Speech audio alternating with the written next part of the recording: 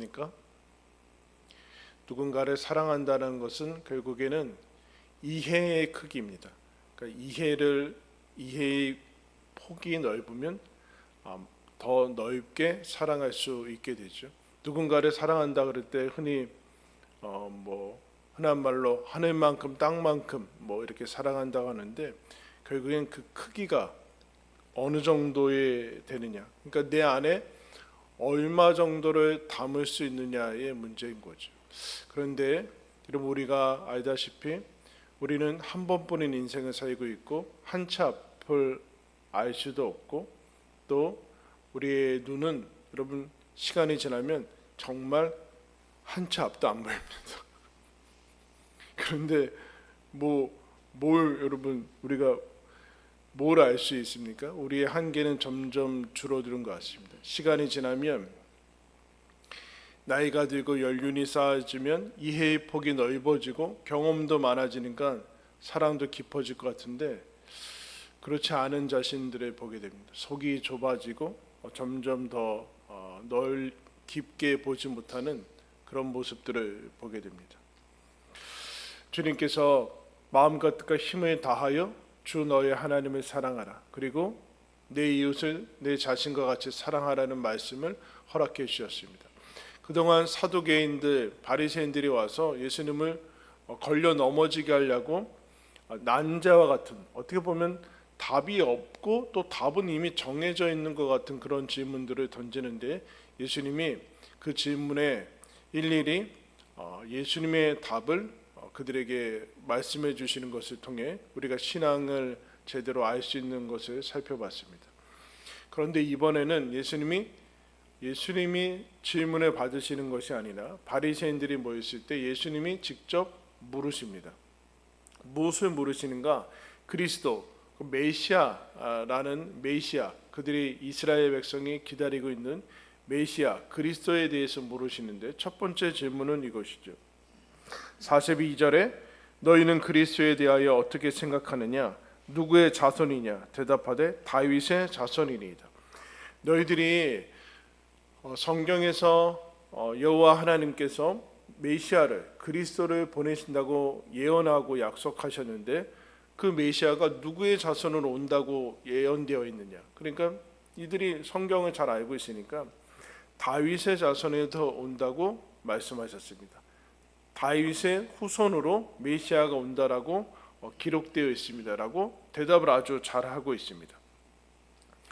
여기까지는 문제가 없는데, 두 번째 질문을 예수님이 던지죠. 그러면 다윗의 자손, 다윗은, 그런데 그 다윗은 왜 메시아를 주라는 것은 이제 하나님의 다른 명칭이거든요.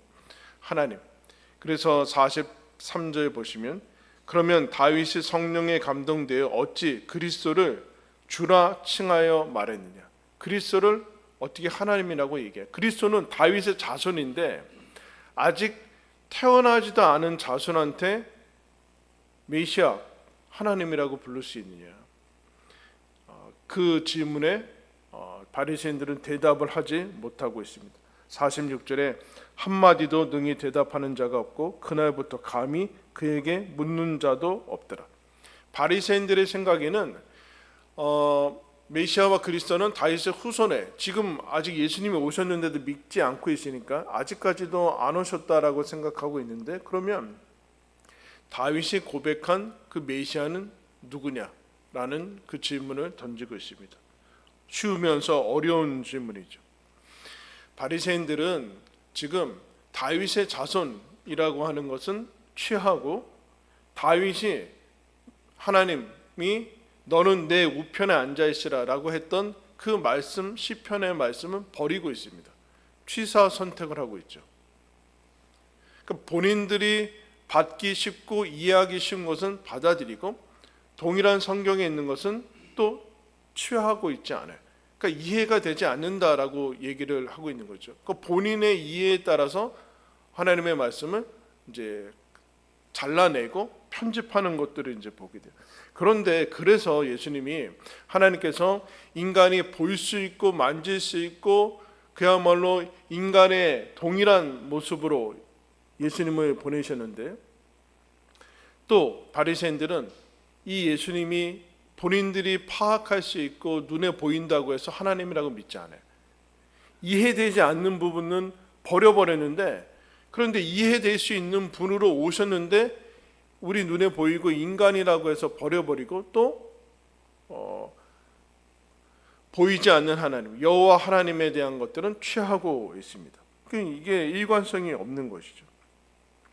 성자 예수님, 실제로 온 메시아는 버려버리고 그들이 계속해서 메시아를 대망하고 있어요. 기다리고 있어요.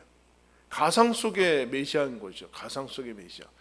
그러니까 이 혼동을 가지고 있는데, 이들이 왜 혼동하는가? 하나님을 이들은 축소하고 있습니다. 자신들의 이해의 폭에 담아서, 그러니까 하나님을 글자와 마치 그림 호랑이처럼 글자 속에 담아둬가지고 하나님에 대해서 쓴 것을 그냥 이 종이를 마치 이게 하나님이다라고 해요. 이건 종이일 뿐이죠. 어떻게 여러분 하나님일 수 있습니까? 하나님을 축소하는데 어떻게 축소하는가? 피조물인 인간이 이해할 수 있는 한도 내에 들어가 버리게, 한도 내, 내가 이해할 수 있는 지식의 한도 내, 그리고 보이도록, 보인다라는 것은 내 눈에, 그래서 이스라엘 백성이 그렇게 우상을 만들어내는 것은, 형상을 만들어내는 것은 내가 눈에 보여야지 된다. 근데 이 보인다라는 것은 사실은 통제하기 위해서라는 거거든요. 그러니까 통제하고 파악할 수 있는 신을 내가 만들겠다는, 통제하고 파악할 수 있는 신을. 그러면 사실은 이미 신은 아니죠. 우리가 하나님을 믿고 만나지만 이미 내가 모든 것을 파악할 수 있는 신이다, 내 범주 안에 들어가 있다. 그러면 이것은 우상이지 신은 아니에요. 신이 우리를 창조했는데 여러분, 하나님이 우리를 다 아시는 것이지 어떻게 우리가 하나님을 다 파악할 수 있습니까? 그런데 그렇게 하기를 원한다라는, 통제 가능한 신, 틀과 한계를 가지고 있죠. 그래서 하나님도 자기의 범위와 그런 지식의 한계 속으로 축소해 버려서 아주 편한 신으로 만들어 버리죠. 그러면 여러분, 여기에는 뭐가 빠지는가? 신비와 경이로운 것들이 빠지게 돼요. 사실은 하나님을 믿을 수 없게 됩니다. 바리새인들은 시간이라는 것에 한정을 두고 있고, 육안, 시각, 보이는 것에 여러분 집착을 하게 됩니다. 보이지 않으면 믿지 않아요. 그래서 우리가 앞에서 살펴봤죠. 이 율법주의자들은 마음, 인격, 사랑 이런 것은 별로 소중하게 여기지 않습니다. 눈에 보이는 것, 만져지는 것만 집착을 하게 됩니다. 그리고 지성, 이성 이런 것들에 대해서 얘기를 하게 되죠. 그럼 지성과 이성은 중요하지만 전부를 담을 수는 없습니다. 이 사람들이 전부를 담을 수는 없어요. 그래서 예수님이 이들이 대답하지 못하는 것을 봅니다. 뭘 대답해야 되는지도 모르고, 뭘 아는지도 모르고, 모르는지도 모르는 상황. 근데 여러분, 이것이 중요하죠. 왜냐하면 여러분, 우리는 다 안다라는 그런 착각을 가지고 있어요. 우리는 다 아는, 그래서 정말로 지식이 있는 사람은 자기가 모르고 있는 것이 무엇인지 아는 사람이 정말 뛰어난 지성인이죠. 그런데 이들은 뭘 알아야 되는지, 뭘 물어야 되는지, 답을 할 수 없는 영역이 있다라는 것을 인정하지 않습니다. 답을 할 수 없고 뭘 물어야 되는지도 모르고, 자신의 이성과 지성과 경험과 이 자기의 이 100년밖에도 살지 못하는 인생의 시간의 한계 속에서는 답을 할 수 없다라는 것을 인정하지 않게 돼요. 그러면 오류가 발생하죠. 그래서 43절에 보면은 주님이 이렇게 물으십니다. 이르시되 그러면 다윗이 성령에 감동되어 어찌 그리스도를 주라 칭하여 말하되 주께서 내 주께 이르시되 내가 내 원수를 내 발 아래에 둘 때까지 내 우편에 앉아 있으라 하셨도다 하였느냐. 다윗이 그리스도를 주라 칭하였은즉 어찌 그의 자손이 되겠느냐 하시니. 여러분들 무슨 소리인지 모르겠죠 지금. 메시아는 다윗의 자손으로 오는데 다윗은 BC 1000년 전의 사람입니다. 그러니까 1000년 전의 사람인데 예수님은 1000년 후에 오시죠. 바리새인들은 어쨌든 예수님을 메시아로 인정하지 않지만 다윗은 메시아를 1000년 후에나 올 메시아를 가리켜서 지금 주라고 고백하고 있어요. 그러면 1000년 후를 내다봤다는 얘기인가? 그 얘기가 아니라 이미 그때 성자 하나님께서는 살아계신 분이죠. 2000년 후에 태어나서 그때 살아계신 분이 아니라 이미 그때 살아계신 분이다라는 겁니다. 그러면 44절에 이것이 시편 110편 1절 말씀인데 거기는 그렇게 되어 있어요. 여호와께서 내 주께 이르시되, 그러니까 여호와께서 성자 하나님이, 성부 하나님이죠. 정확하게 성부 하나님께서 성자 하나님한테 너는 너희 원수들이 너희 발등상 앞에 깔릴 때까지 내 우편에 앉아 있으라라는 이 말씀은 사도행전 2장에 보면 이것을 승천 후의 모습으로 베드로가 설교를 하고 있어요. 즉 이미 기원전 1000년 전에 예수님이 이 땅에 오시고 이 땅에 오실 뿐만 아니라 십자가 지시고 부활하시고 승천하신 후의 모습을 하나님께서 시편에 기록을 해주고 있어요. 그 모습을 보면서 다윗은 예수 그리스도를 하나님이라고 메시아라고 고백을 하고 있습니다. 무슨 얘기일까요? 신비죠. 신비. 시간을 넘어서는, 시간을 초월하는, 예수님이 2000년 전에, 우리는 2000년 전이고 다윗에게는 1000년 후에 나오시는 그 메시아는 시간을 초월하고 계시는 하나님이다. 여러분 이미 벌써 우리 이성과 우리의 한계를 넘어서는 모습을 보고 있습니다. 여러분 예수님이 공생의 시작 전에 전반전에 여기에는 이제 예루살렘 입성한 다음인데 그 전에는 수많은 기적들을 일으킨 것을 우리가 살펴봤어요. 죽은 자를 살리시고 오병이어의 기적을 일으키시고 무리를 걸으시고 맹인을 눈에 뜨게 하시고 못 걷는 자를 걷게 하시는 그런 기적들을 일으키십니다. 그럼 기적이 뭐죠? 초월이죠. 우리가 일상에서 볼 수 없는 그런 모습들을 하나님이 개입하시는 그 모습들을 보게 돼요. 초월이고 신비죠. 마을의 영역을 넘어선 거예요. 인간의 지식이나 어떤 과학으로 설명할 수 없는 부분들을 하나님께서 그 세상을 보여주시는 거죠. 그런데 바리새인들은 기적을 보면서도 그 기적을 받아들이지 않아요. 그 기적은 무엇인가? 표적이라고 얘기하는데 표적이란 화살표거든요. 화살표는 무엇인가? 너희들이 보고 있는 것이 전부는 아니다. 보이지 않는 영역이 있다. 그리고 너희들이 알고 있는 것이 전부라고 생각하면 안 된다. 알고 있는 것이 틀린 것은 아닐 수 있으나 그러나 전부는 아니다. 전부는 아니다. 알지 못하는 영역도 있다. 보이지 않는 영역이 있다. 육안의 세계만 있는 것이 아니다. 보이지 않는 영적인 세계가 있다. 시간만 있는 것이 아니다. 시간 안에만 있는 것이다. 하나님도 마치 시간에 갇혀가지고 매여가지고 계시는 분으로 착각하면 안 된다. 하나님께는 과거, 현재, 미래가 다 동일하게 언제나 그냥 눈앞에 동일하게 있다. 이해되지 않는 부분이죠. 그리고 지성을 넘어서 이성, 문자를 넘어서서 신비의 영역과 기적의 영역이 있다. 그래서 시편 19편에 이렇게 얘기합니다. 언어도 없고 말씀도 없으며 들리는 소리가 없으나 그의 소리가 온 땅에 통하고 그의 말씀이 세상 끝까지 이르는도다. 하늘이 하나님의 영광을 선포한다. 들리는 소리도 없고 언어도 없고 문자도 없으나 하나님의 말씀이 온 세계 가운데 퍼지고 있다라고 얘기를 하고 있습니다. 여러분 이 신비에 대한 반응, 기적에 대한 반응, 하나님께서 개입하시고 여기에 계시는 그 반응이 뭘까요? 감탄하고 경탄하는 거죠. 여러분 인생에는 감탄과 경탄이 여러분 필요합니다. 이것이 없으면 사실은 인생을 살아가기 어려워요. 그래서 세상 사람들이 그렇게 쾌락과 여러 가지 중독되는 물질에 이렇게 몰두하는 이유는 자기 인생에 자기의 어떻게든 무엇이든지 간에 수단과 방법을 가리지 않고 자기도 감탄하고 싶고 놀라고 싶고 이 지루함과 밋밋함을 벗어나고 싶다라는 얘기. 인생은 말 표현을 넘어서는 세계를 경험하고 싶다라는 거예요. 경험하고 싶다. 예수님이 그 얘기를 하게 되시죠. 그러면서 45절에 이렇게 얘기합니다. 다윗이 그리스도를 주라 칭하였은즉 어찌 그의 자손이 되겠느냐. 여러분 다윗의 자손과 다윗의 주가 어떻게 하나가 될 수 있느냐. 다윗이 하나님이라고 고백한 그 1000년 전에 그분이 어떻게 동시에 다윗의 자손으로 태어날 수 있느냐.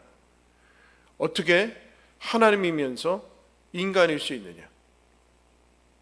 어떻게 하늘이면서 땅일 수 있느냐? 어떻게 자연이면서 초월일 수 있느냐? 이 문제에 대해서 대답을 하지 못합니다. 그러니까 하늘과 땅 모든 것을 담을 수 있고 하나님과 인간 다 담을 수 있고 우리의 죄악과 우리의 의를 다 담을 수 있는 그것이 무엇이냐라는, 그것이 무엇이냐? 그게 예수다라는, 예수다. 인간이 되신 하나님, 성육신으로 인간이 되신 하나님, 이 예수를 담을 때만이 인생의 문제들이 풀리게 돼요. 그렇지 않으면 여러분, 우리가 가지고 있는 바리새인들은 초월을 인정하지 않는다고 해서 그러면 자신의 일상에 대해서 눈을 뜨게 되는가? 그렇지 못해요. 하나님을 인정하지 않으면 인간의 삶도 눈을 뜨지 못한다라는 거예요. 근데 그거를 어떻게 풀 수 있는가? 인간이 되신 하나님, 예수만으로만 그 문제가 풀리게 돼요.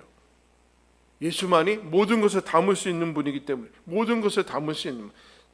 그런데 다윗이 이것을 여러분 어떻게 알았습니까? 다윗이 뛰어나서 지성이 있어서 왕의 자리에 올라가지고 알았습니까? 그렇지 않죠. 무슨 1급비늘, 대비 탑식 그릇에 접근할 수 있는 왕이기 때문에 이런 걸 아는 것이 아니라 뭐라고 그래요? 성령에 감동되어, 이렇게 얘기하고 있어요. 시간을 초월하시는 하나님의 영을 다윗에게 그것을 가르쳐 주셨다. 여러분, 성령께서 우리들에게 하나님을 가르쳐 주시고 알려주신 이 지식을 여러분 뭐라고 하는가? 따라 했습니다. 믿음이라고 그래요. 하나님을 아는 지식, 배워서 아는 게 아니라 성령께서 우리 안에 찾아오셔서 예수 그리스도를 알게 해주신 것. 그래서 사도 바울이 고린도전서에서 12장 3절에 이렇게 얘기합니다. 성령으로 아니하고는 누구든지 예수를 주시라 할 수 없느니라. 이런 믿는 집에서 태어나서 예수를 주라고 고백하는 게 아니에요. 교회 다녀서 예수를 주라고 고백하는 게 아니라니까요. 성령께서 오셔서 나에게 예수 그리스도를 주라고 고백하는 그 믿음을 주셔서 우리가 예수를 고백하는 거예요. 그래서 이 믿음은 기적이죠. 믿음은 기적이에요. 왜요? 자연적으로 태어나서 아니면 유전으로 받던가 혈통으로 받아서 되어지는 것이 아니기 때문에 하나님의 직접적인 그야말로 특별한 개입이기 때문에 기적이에요. 그래서 사도 바울이 로마서 16장에 이렇게 얘기합니다. 복음은 신비의 계시다.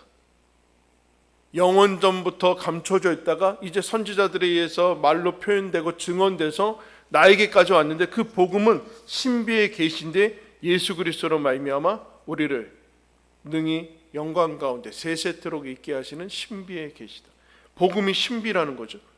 복음이 신비죠. 근데 신비는 어떻게 담아야 되나? 신비는 무엇에 담기는가? 믿음의 그릇에 담길 수밖에 없어요. 이성으로는 무리를 걸을 수 없거든요, 여러분. 과학 법칙에 적용이 돼서 이성으로는 죽은 자가 다시 살아나갈 수 없어요.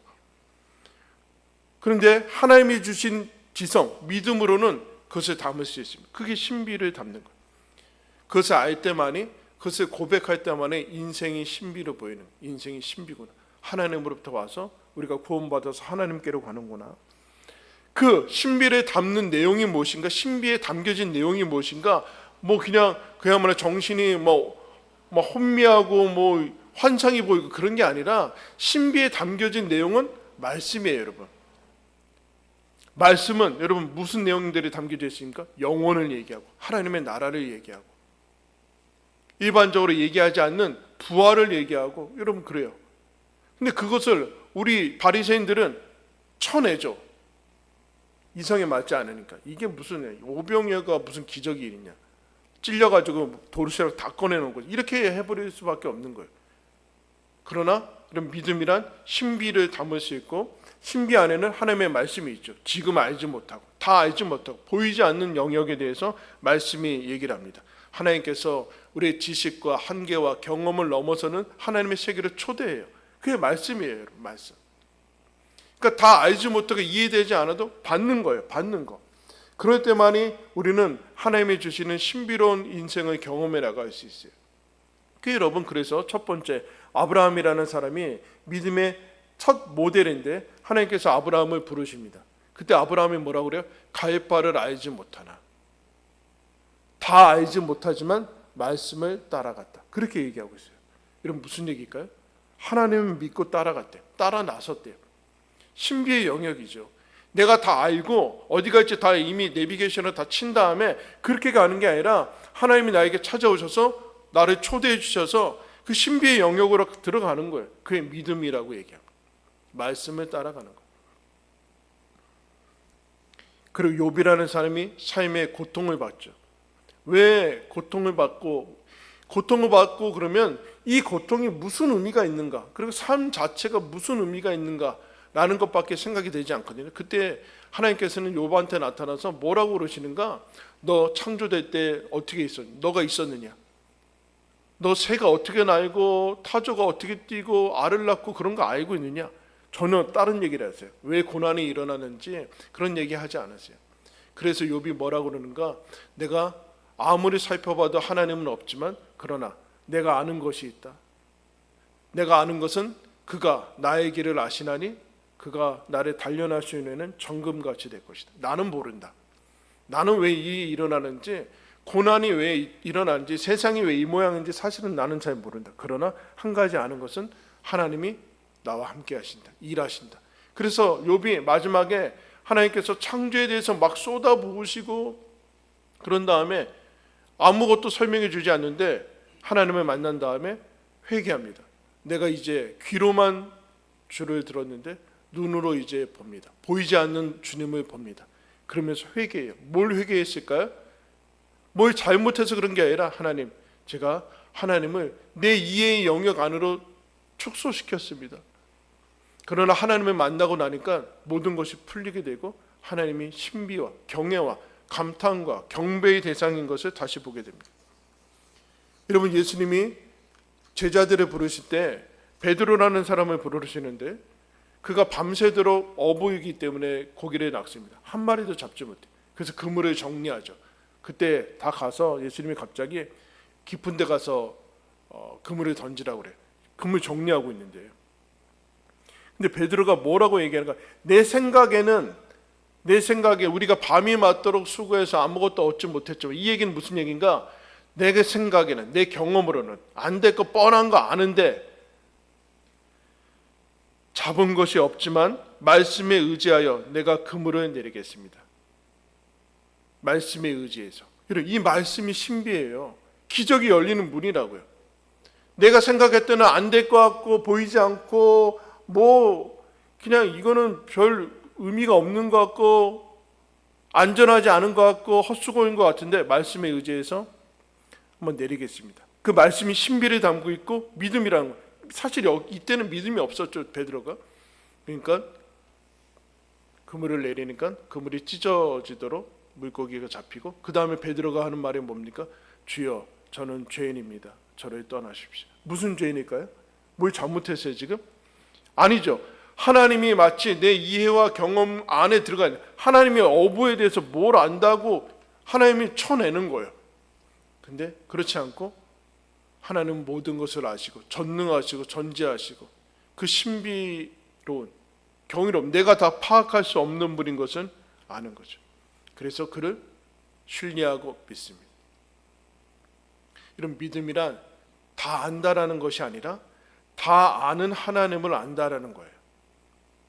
믿음이란 우리 인생에 무슨 일이 펼쳐질지 다 안다는 것이 아니라, 좋은 일만 생긴다는 것이 아니라 하나님이 나를 사랑하시고 그분이 선하신 하나님이고 나를 위해서 예수 그리스도를 보낼 만큼 나를 나보다 사랑하신다는 것을 아는 것을 믿음이라고 그래요. 그래서 우리는 뭐라고 표현하는가?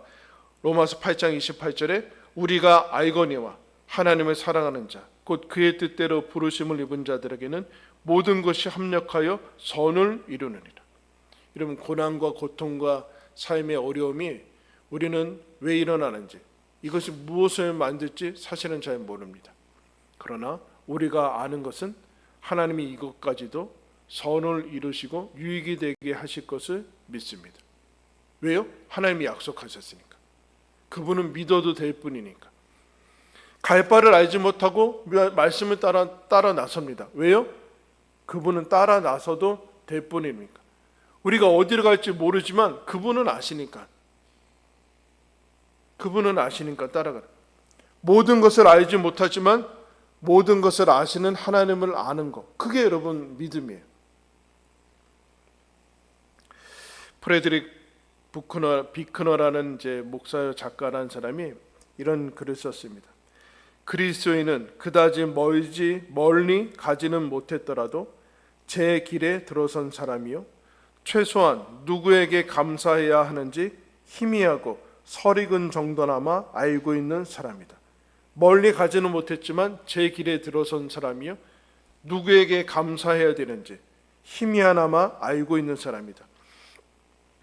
내가 소설가로서 또 설교자로서 전하려 애쓴 모든 메시지의 본질을 몇 마디로 정리한다면 대략 이런 내용이 될 것이다.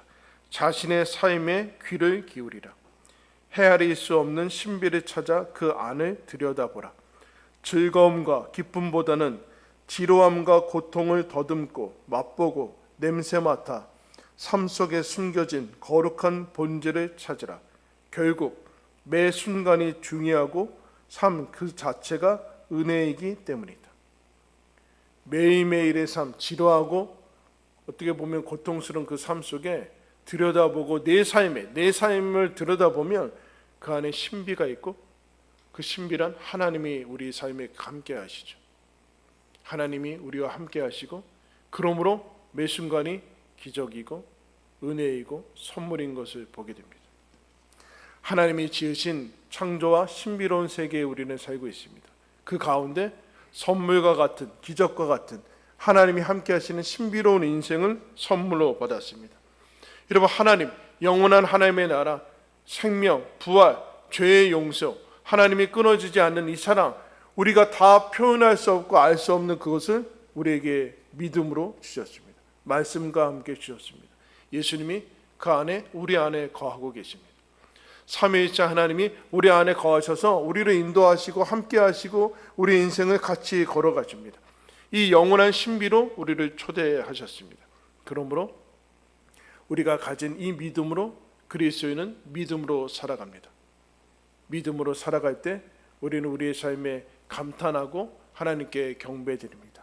다 알지 못해도, 눈에 보이지 않아도, 이해되지 않더라도 주님을 신뢰하며 믿으며 사랑하며 우리는 나아갑니다. 여러분, 그것이 그리스도인에게 주어진 영광이요 특권입니다. 저와 여러분이 이 놀라운 기적과 신비로 초대받은 것을 기억하면서 나와 함께 하시는 그 주님께서 보여주시는 그 신비와 내 삶에 귀를 기울이시고 눈여겨보시고 그 안에서 벌어지는 일들에 감탄하시고 기대하시고, 그래서 하나님이 이끄시는 것을 또 함께 누리는 저와 여러분들 되기를 예수님의 이름으로 축원합니다. 기도하겠습니다.